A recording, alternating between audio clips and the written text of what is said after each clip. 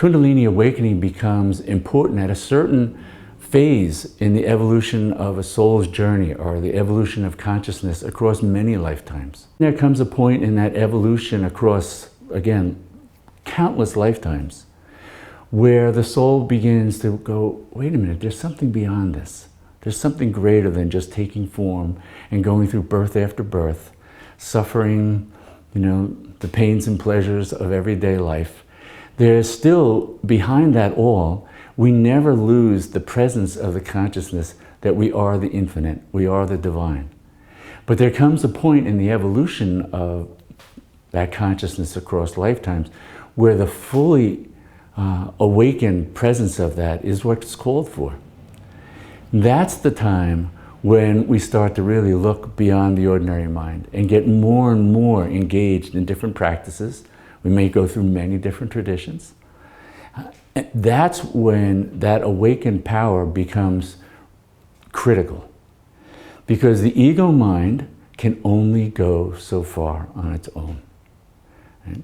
And then the power of grace needs to come in. So when we want to really become completely immersed and return to our full nature, that's the power that does that. That's the power that then gives our practices the kind of energy and vitality that's not just dependent on the ego mind.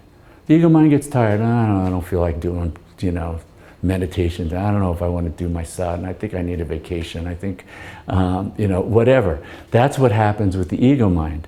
But when Shakti is awakened, now there's this inner force, this inner sublime power of grace that's drawing us to meditation, is drawing us into the practices, that draws us into wanting to experience what it is beyond the mind.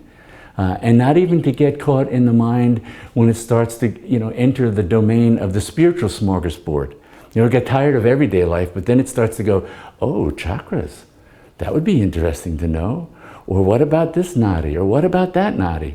Or I read about this power. There are powers that can make you smaller than an atom or as big as the universe. What? That would be cool. And the mind can get caught in this whole other forest.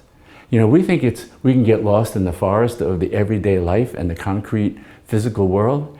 The subtle world of the subtle body, the chakras, the nadis, the powers that can unfold there, that's another forest that the mind can get lost in and spend countless lifetimes trying to explore what it's attracted to, what it's averse to, what it would like to take hold of, what it wants to get away from. It's Kundalini Shakti that says, no, we're going to keep going. We want to get to the end point. We want to get back to union, to the infinite, to know the infinite as your own self. And then you'll see everything else in its unfolding, but you'll see it from the point of view of the truth of knowing who and what you are, in all your fullness, all your rhapsodic, ecstatic state. So that's what will draw and empower sadhana beyond anything that the ordinary mind can do. That's why we need that.